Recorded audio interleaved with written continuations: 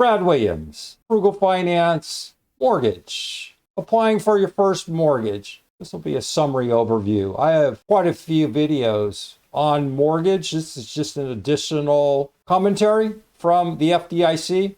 But check out the full list of videos on mortgage in my playlist. Applying for your first mortgage loan. Confidently navigate this process. The process of buying your first home is more manageable if you take steps to prepare for the purchase. Once a first-time home buyer gets to the staging of applying for a mortgage loan, it's important to be well informed. These tips can help you navigate the mortgage loan application process. Consider shopping for your mortgage loan first before you find your house.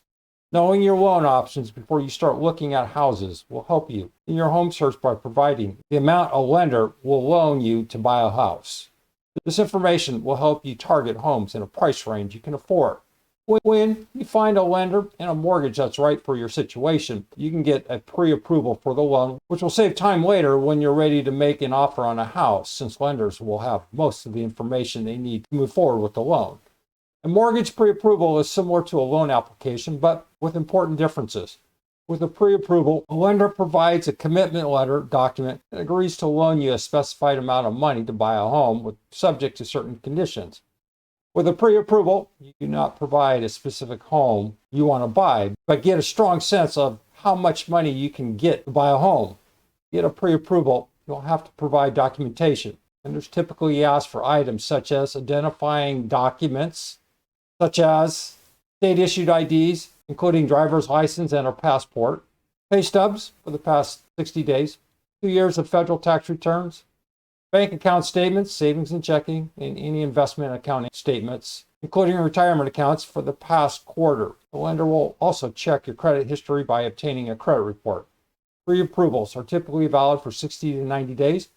You're not obligated to formally apply for a loan you have been approved for, so you should still shop around to ensure you're getting the best possible deal. It's important to note that a mortgage pre-approval is different from a mortgage pre-qualification, which only gives you a general idea of the amount a lender will be willing to lend to you and the terms available based on estimated financial information that you provide.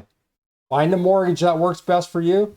There are many different types of mortgages to choose from, and an important aspect of the process is to choose the mortgage that works for you and now and in the future. When shopping for a mortgage, consider the type of interest, fixed or adjustable, and whether a conventional loan or a government guarantee or insured loan is best for you.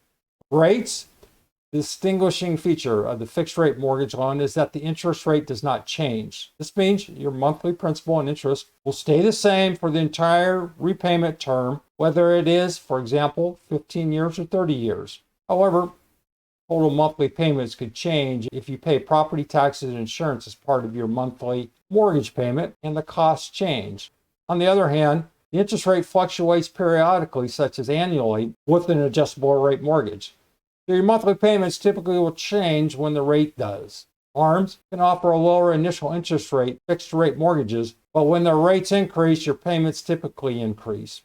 Or deciding on a fixed rate mortgage or an adjustable rate mortgage, consider how long you plan to be in the house you're purchasing. In general, borrowers who anticipate selling their home within a few years are more likely to benefit from a low-rate ARM than those who plan to own the house for many years. But an ARM can be a good choice for some borrowers depending on other factors. Be sure to consider whether you can make your ARM loan payment if the interest rates increase to the highest level it could go while you own the home. Loan types. You may also choose conventional mortgage loans or a loan insured or guaranteed by the federal government. Loans from the Federal Housing Administration, FHA, the United States Department of Veterans Affairs, and the United States Department of Agriculture offer government insured or guaranteed loans. These loans typically have more flexible requirements than conventional loans, such as the minimum credit score needed for approval, and may allow borrowers to make smaller down payments than for conventional loans. However, rates and fees will be higher for these loans than for conventional loans, depending on your credit history, down payment, and other factors. However, you'll have to pay for mortgage insurance, an extra cost increasing your monthly payments that protects the lender in the event you default on the mortgage. You may also find lenders offering interest-only loans, hybrid loans, and balloon payment loans. These loans generally start with low payments that increase over time. Before choosing one of these loans, be sure you understand the loan terms and the potential risks. Once you decide on a type of mortgage, comparison shop for your loan by online and or by getting quotes from different lenders. Interest rates and fees vary from lender to lender, even for the same type of loan. So shop around. Don't be afraid to try to negotiate these costs. For suggestions on how to save money with worksheets to help you plan to save, visit Money Smart Your Savings. Loan estimate. Knowing the monthly payment and the interest rate of your loan is not enough. You need to understand the major other costs and other terms of the loan. When you apply for a mortgage, the lender must provide you with a document called the loan estimate within 3 business days of receiving your application. The loan estimate provides information about the loan offered to you by the lender, including a summary of loan terms, estimated loan and closing costs, and additional information. Moving forward with the loan estimate is not an approval of the loan. It simply shows the loan terms the lender can offer you if you decide to move forward. You must inform the lender if you decide to proceed with the loan, and you can obtain a written lock-in from the lender. The lock-in guarantees the rate agreed upon, the period of lock-in lasts, and other information you specifically negotiated, such as the number of points to be paid to the lender for the loan. Usually, the more points you pay, the lower the interest rate. A fee may be charged for locking in the loan rate. If so, ask if the fee is refundable at closing.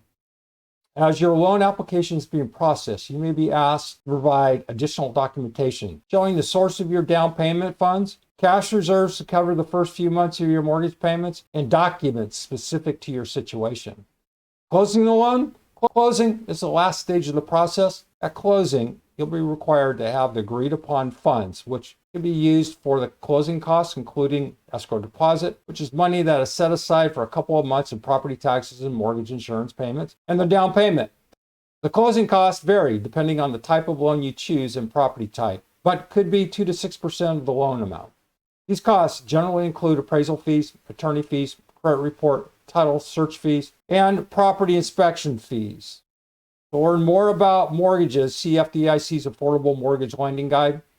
I have videos on all this information. This document will be posted below. In summary, here is my tip. If you can, go with the highest down payment you can possibly save. Try to always go with a 15-year mortgage. It's called forced savings. I owned a mortgage company for a long, long time. And these are just the practices I recommend. Focus on fixed rate loans unless you're 95% certain that you'll be moving within 5 years. Shop around, take a look at credit unions, then banks, then the lender directly. Should you use a broker or a direct lender? I was a mortgage broker. I'm a little biased.